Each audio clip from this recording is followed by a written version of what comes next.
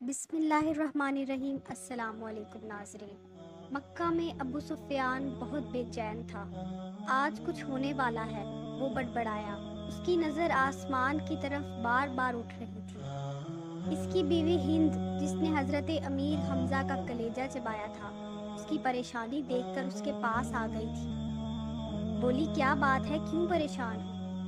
ابو سفیان چونکا، کچھ نہیں، طبیعت گھبرا رہی ہے، میں ذرا گھوم کر آتا ہوں۔ وہ یہ کہہ کر گھر کے بیرونی دروازے سے باہر نکل گیا اور مکہ کی گلیوں میں سے گھومتے گھومتے وہ اس کی حد تک پہنچ گیا۔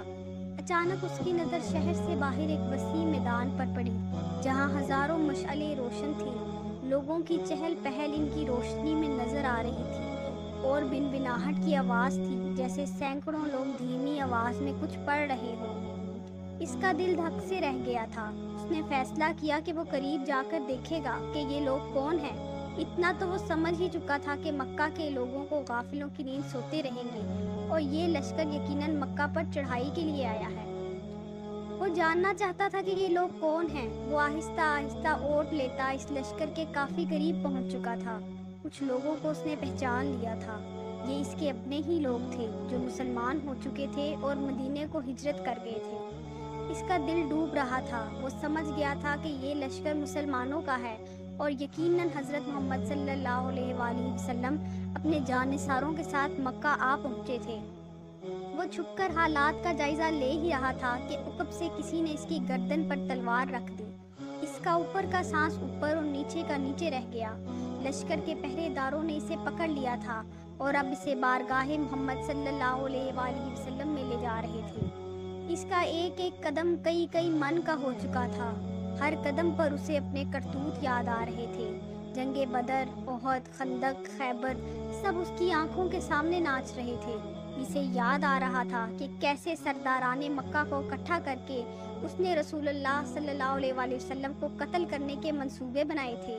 کیسے نجاشی کے دربار میں جا کر تقریر کی تھی کہ یہ مسلمان ہمارے غلام اور باغی ہیں، ان کو ہمیں واپس کر دو۔ کیسے اس کی بیوی ہندا نے حضرت امیر حمزہ کو اپنے غلام حبشی کے ذریعے شہید کروا کر ان کا سینہ چاک کر کے ان کا کلیجہ نکال کر چبایا، اور ناک اور کان کاٹ کر گلے میں ہار بنا کر ڈالے تھے، اور اب اسے اسی محمد صلی اللہ علیہ وآلہ وسلم کے سامنے پیش کیا جا رہا تھا۔ اسے یقین تھا کہ اس کی روایات کے مطابق اس جیسے دہشت گرد کو فوراً تہہ تیغ کر دیا جائے گا۔ ادھر بارگاہ رحمت للعالمین میں اصحاب رضی اللہ تعالیٰ عنہ جمع تھے، اور صبح کے اقدامات کے بارے میں مشاورت چل رہی تھی کہ کسی نے آ کر ابو سفیان کی گرفتاری کی خبر دے دی۔ اللہ اکبر! خیمے میں نعرہ تکبیر بلند ہوا۔ ابو سفیان کی گرفتاری ایک بہت بڑی خبر اور کامیابی تھی۔ خیمہ میں موجود حضرت عمر بن خطاب اٹھ کھڑے ہوئے اور تلوار کو میان سے نکال کر انتہائی جوش کے عالم میں بولے، اس بدبخت کو قتل کر دینا چاہیے۔ شروع سے سارے فساد کی جڑ یہی ہے۔ چہرہ مبارک رحمت للعالمین صلی اللہ علیہ وآلہ وسلم پر تبسم نمودار ہوا، اور ان کی دلوں میں اترتی ہوئی آواز گونجی، بیٹھ جاؤ عمر، اسے آنے دو۔ حضرت عمر بن خطاب آنکھوں میں غیظ لیے حکم رسول صلی اللہ علیہ وآلہ وسلم کی اطاعت میں بیٹھ تو گئے، لیکن ان کے چہرے کی سرخی بتا رہی تھی کہ ان کا بس چلتا تو ابو سفیان کے ٹکڑے کر ڈالتے۔ اتنے میں پہرے داروں نے بارگاہ رسالت صلی اللہ علیہ وآلہ وسلم میں حاضر ہونے کی اجازت چاہی۔ اجازت ملنے پر ابو سفیان کو رحمت للعالمین صلی اللہ علیہ وآلہ وسلم کے سامنے اس حال میں پیش کیا گیا کہ اس کے ہاتھ اسی کے امامے سے اس کی پشت پر بندھے ہوئے تھے، چہرے کی رنگت پیلی پڑ چکی تھی، اور اس کی آنکھوں میں موت کے سائے لہرا رہے تھے۔ لبھائے رسالت مآب صلی اللہ علیہ وآلہ وسلم واہ ہوئے، اور اصحاب رضی اللہ تعالیٰ عنہ نے ایک عجیب جملہ سنا، اس کے ہاتھ کھول دو اور اس کو پانی پلاؤ، بیٹھ جاؤ ابو سفیان۔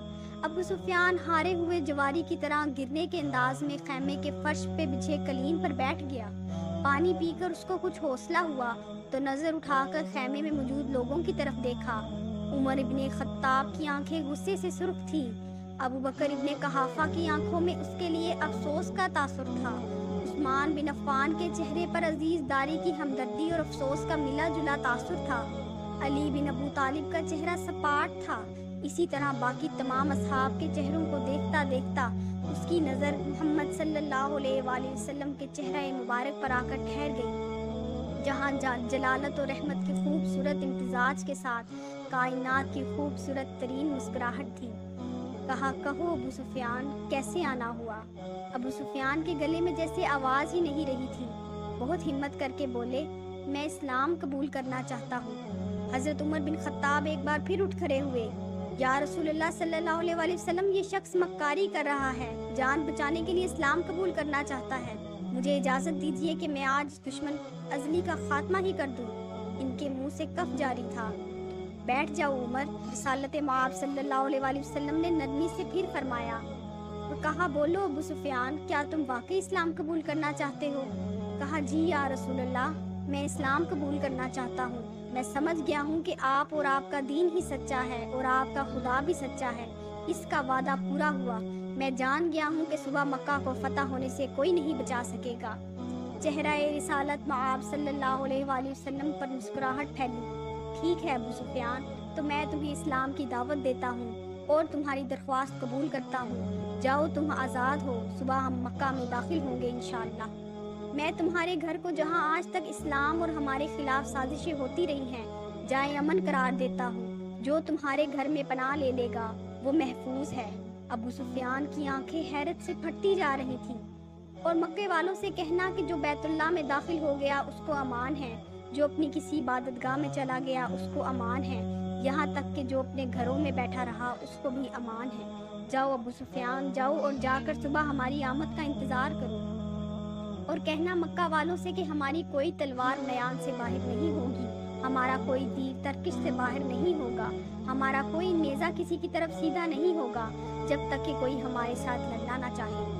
ابو سفیان نے حیرت سے حضرت محمد صلی اللہ علیہ وآلہ وسلم کی طرف دیکھا اور کانپتے ہوئے ہونٹوں سے بولنا شروع کیا، اشہد ان لا الہ الا اللہ و اشہد ان محمدًا عبدہ و رسولہ۔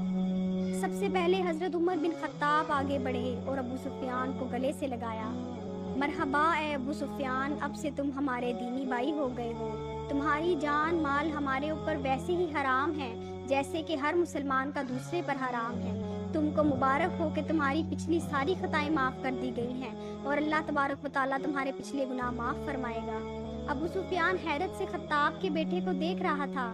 یہ وہی تھا کہ چند لمحے پہلے جس کی آنکھوں میں اس کے لیے شدید نفرت اور غصہ تھا اور جو اس کی جان لینا چاہتا تھا، اب وہی اس کو گلے سے لگا کر بھائی بول رہا تھا۔ یہ کیسا دین ہے، یہ کیسے لوگ ہیں؟ سب سے گلے مل کر رسول اللہ صلی اللہ علیہ وآلہ وسلم کے ہاتھوں پر بوسہ دے کر ابو سفیان خیمے سے باہر نکل گیا۔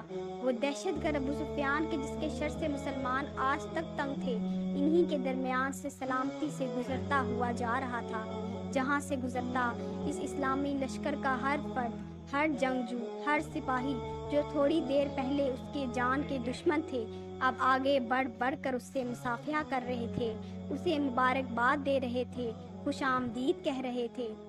اگلے دن مکہ شہر کی حد پر جو لوگ کھڑے تھے، ان میں سب سے نمایاں ابو سفیان تھا۔ مسلمانوں کا لشکر مکہ میں داخل ہو چکا تھا۔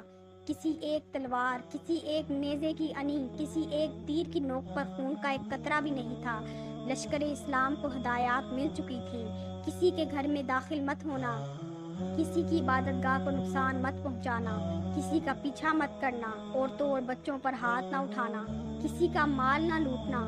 حضرت بلال حبشی آگے آگے اعلان کرتے جا رہے تھے، مکے والوں، رسول خدا صلی اللہ علیہ وآلہ وسلم کی طرف سے آج تم سب کے لیے عام معافی کا اعلان ہے۔ کسی سے اس کے سابقہ اعمال کی باز پرس نہیں کی جائے گی۔ جو اسلام قبول کرنا چاہے وہ کر سکتا ہے اور جو نہ کرنا چاہے وہ اپنے سابقہ دین پر رہ سکتا ہے۔